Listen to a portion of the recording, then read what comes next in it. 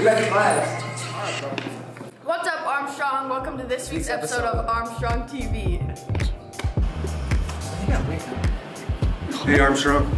Soccer, lacrosse, hockey manager, best buddies, great student, great friend, Ella Steinke. We're looking for you.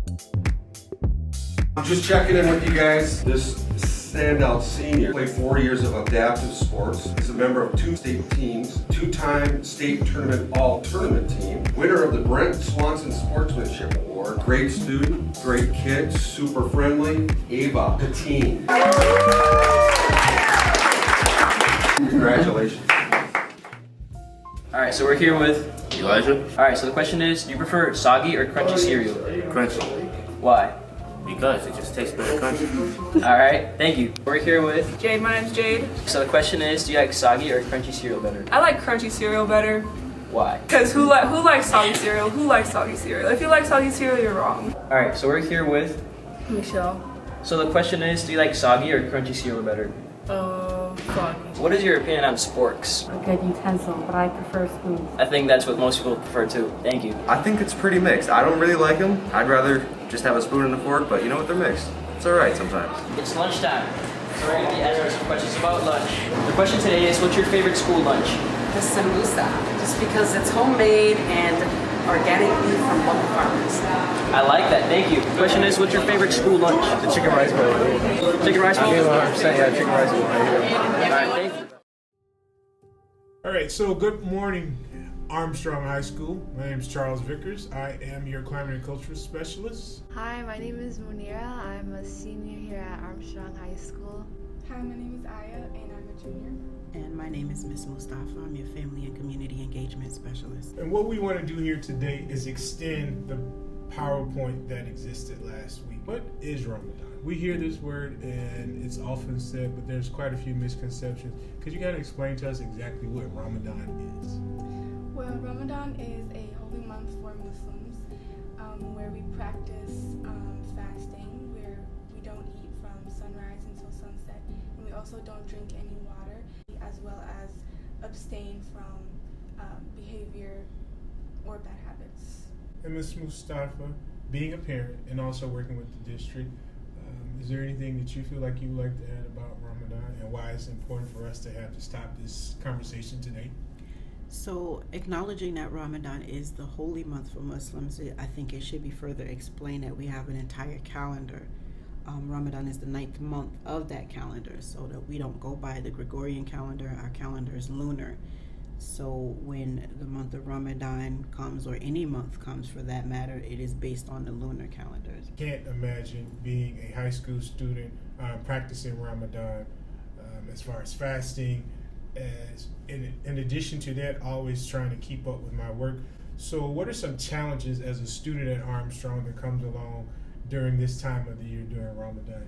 Either one of you want to share with us? I feel like one of the biggest challenges when I used to have a full schedule was just keeping the energy. I feel like a lot of the times I don't have a lot of energies to keep up with my schoolwork. I try to stay on top, but sometimes I feel like I get a little too overwhelmed with the amount of schoolwork, and I have to fast and I have to help my mom cook as well, because I know when I go home I can't start my homework right away because I want to help my mom prepare for a feast, because I also feel like if I don't help her then she'll be overwhelmed. That's also one of the things that I had a problem with. But other than that, I feel like I've been able to maintain going to school and fasting pretty well since I've been doing it for the majority of my life. I just think that it got a little bit harder in high school because there's higher expectations that you have to do, things you have to study for. It's not like middle school, like you have to give 100%. I agree with Munir. I think it can be draining sometimes, especially with the schedule of waking up really early and going to sleep late, because there are night prayers that fall late into the night. They're called tarawih. And just like Munir said, balancing the homework and the other responsibilities that you have can be draining. And if we can just recap, you identified a prayer.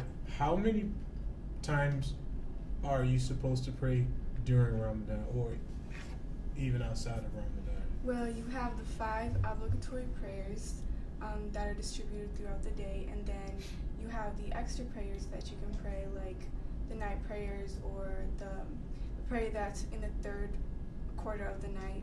So that's another, like, it depends on the person and how much they want to pray. During the school day, there is a place for you to pray, for students who are practicing Islam to pray during the day as well? Yes, if you weren't aware, the prayer room is located in the equity office, and you can come visit if you want to. And what time? I feel like that is always challenging for teachers as well.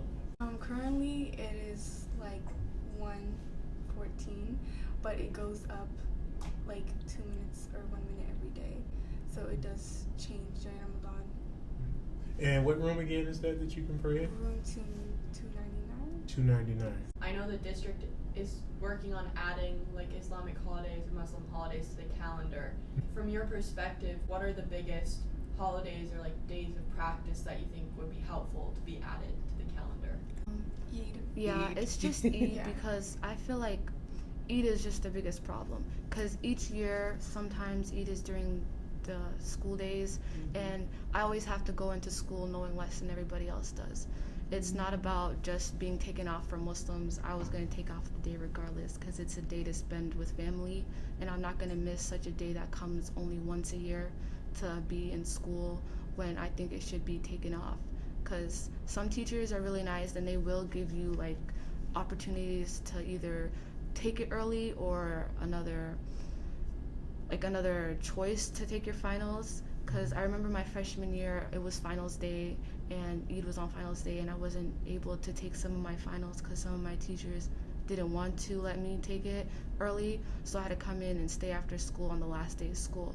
So I didn't want to do that. That was stressful for me because everyone's like, oh, you didn't take it, you didn't do that. I just feel like, why should I stay out after on the last day of school when like I should have a choice? I think that's a big concern, is for people to understand that is a lifestyle, and to have that empathy and understanding, not to put so much importance that we forget about the people that we are serving in the schools. You know, it has to be this test, academics. There needs to be some type of empathy and brevity in between, so that we are helping students. I think that would help with you guys building relationships too, right? And I think another issue with not having Eid on the calendar is that there's a lack of representation for Muslims, and we need to acknowledge the fact that there are Muslims in our district and they have holidays, and we should give them the acknowledgement that they have a holiday, and for everyone to acknowledge it, not just Muslims to take the day off. Because we do acknowledge other holidays like Christmas and other religious holidays, so I think we should do the same thing for Muslims. I do have one thing. We didn't even tell what Eid is. Ramadan is the end. The Eid is the end of Ramadan. It's usually a 3-day long celebration, and that is the time that Muslims get together very early in the morning. We do our prayer, which is normally outdoors because we are nature oriented people. So you get together for your gatherings. You are outdoors. You do your prayer. We are many in parks or wherever doing our prayer, and then once you do the prayer, it's time to eat, right? So Eid is about like really getting together with community, family, and enjoying and food, all types of food, which I shouldn't be thinking about right now. Anyway, but that is what Eid is, and it's a 3-day celebration. So if a student is asking for one day, like, what's a day? Compared to normally in some of the countries that many of us may be from, be it from Morocco, Jordan, Somalia, Ethiopia, wherever, it's a 3-day celebration. Like, that's whole 3 days that Muslims is just partying. And when I say partying, I mean eating and celebrating that we have made it through that month. And we have had that time to grow and everything else, that peace. So Eid al-Fitr is first usually, and then Eid al-Adha follows. So that's usually in the summer then? Mm-hmm. Well, as it's a lunar calendar. In the school districts. Yeah, as it's rolling. It moves up every year. According to the lunar calendar. So sometimes it might be in the summer, and sometimes it might be closer to the spring. We'll see you next week for episode 2. Thanks for watching this week's episode of Armstrong TV. We'll see you next week. That was